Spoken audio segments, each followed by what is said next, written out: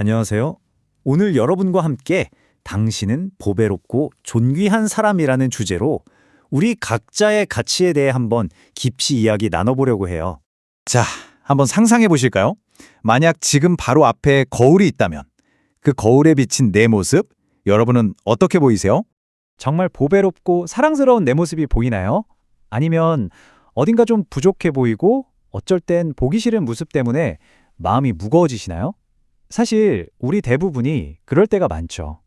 자꾸 스스로를 부족하다고 여기면서 자존감을 잃어버리기 참 쉬운 것 같아요. 근데 있잖아요.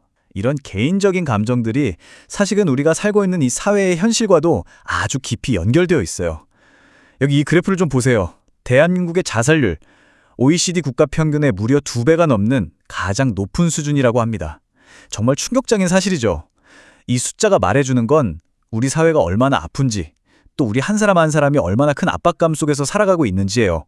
정말 희망이 잘 보이지 않는 것 같은 이런 막막한 현실 속에서 우리는 대체 어디에 우리 존재의 가치를, 우리 자존감의 뿌리를 내려야 할까요? 오늘 말씀이 바로 그 질문에 대한 답을 우리에게 들려줍니다. 자, 그 첫 번째 핵심은요, 바로 이 선언이에요. 너는 내 것이라. 모든 것의 시작이죠. 성경 이사야서 43장 1절은 우리에게 이렇게 말해주고 있어요. 두려워하지 말라. 내가 너를 구속하였고 내가 너를 지명하여 불렀나니 너는 내 것이라. 이건 그냥 좋은 글귀가 아니에요. 하나님께서 바로 여러분 한 사람 한 사람을 향해서 하시는 직접적인 선언인 거죠. 이게 무슨 의미인지 한 가지 이야기로 한번 풀어볼게요. 숲속에 버려진 강아지 한 마리가 있다고 상상해 보세요. 흙먼지를 잔뜩 뒤집어 쓴 채로 오랫동안 굶주려서 뼈가 앙상할 정도로 마르고 정말 볼품없는 모습이에요. 그런데 말이죠. 아무도 몰랐던 사실이 하나 있었습니다. 그 초라해 보이기만 하던 강아지가 사실은 왕이 애타게 찾고 있던 바로 그 애완견이었던 거예요. 자, 여기서 정말 중요한 점이 이거예요. 그 강아지의 가치가 어디서 나왔을까요? 그 더러운 겉모습이나 특별한 재주 같은 거요? 아니죠. 오직 왕의 소유라는 그 사실 하나만으로 귀한 존재였던 겁니다. 이것처럼 여러분의 가치도 여러분의 현재 모습이나 능력에 달려있는 게 아니에요. 여러분을 만드신 하나님께 속해 있다는 것, 바로 거기서 오는 겁니다. 두 번째는요, 하나님께서 우리에게 보호를 약속하신다는 거예요. 특히 우리가 인생에서 가장 힘든 시기를 지나고 있을 때 말이죠. 이사야 43장 2절을 보면 이런 약속이 나와요. 네가 물 가운데로 지날 때에 내가 너와 함께할 것이라. 네가 불 가운데로 지날 때에 타지도 아니할 것이요. 여기서 물과 불은 뭘까요? 바로 우리 인생의 가장 크고 힘든 시련을 상징하는 거잖아요. 그런 한복판에 있을 때조차 하나님은 우리와 함께 하시면서 반드시 지켜주시겠다고 말씀하시는 겁니다. 와, 그 사랑의 깊이는 정말 우리의 상상을 뛰어넘어요. 하나님께서는 심지어 이집트, 구스, 스바 같은 거대한 나라들을 우리의 속량물로 주셨다고 해요. 속량물, 그러니까 우리를 구하기 위한 몸값으로요. 그만큼 우리를 구원하기 위해서라면 어떤 희생이라도 치르시겠다는 강력한 의지를 보여주시는 거죠.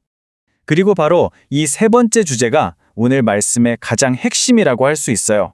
그건 바로 하나님 보시기에 우리가 보배롭고 존귀한 존재라는 사실입니다. 4절 말씀은 정말 직접적으로 선포하고 있어요. 내가 내 눈에 보배롭고 존귀하며 내가 너를 사랑하였은즉, 바로 이거예요. 이게 바로 하나님께서 우리를 바라보시는 시선입니다.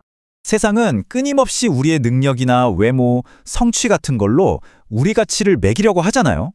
하지만 진짜 자존감은 그런 데서 오는 게 아니에요. 한번 생각해 보세요. 왕자가 아무리 힘이 없고 볼품없는 모습을 하고 있어도 노예와는 근본적으로 다르죠. 우리의 존귀함도 마찬가지예요. 하나님의 자녀라는 그 신분, 그 자체에서 나오는 겁니다. 에이브러햄 링컨의 한 일화가 이걸 아주 잘 보여주는데요.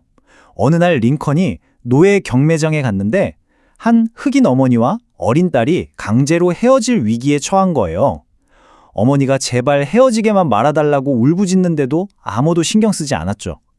바로 그때 링컨이 앞으로 나서서 그 두 사람의 값을 전부 지불하고는 그들에게 자유를 선물했습니다. 이 이야기는 우리를 향한 하나님의 사랑을 떠올리게 하죠.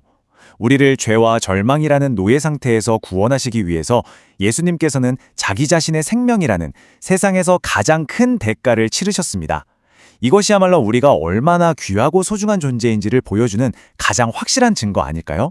자, 마지막으로 하나님의 사랑이 얼마나 개인적이고 또 영원한지에 대한 가장 확실한 증거를 한번 들여다볼게요.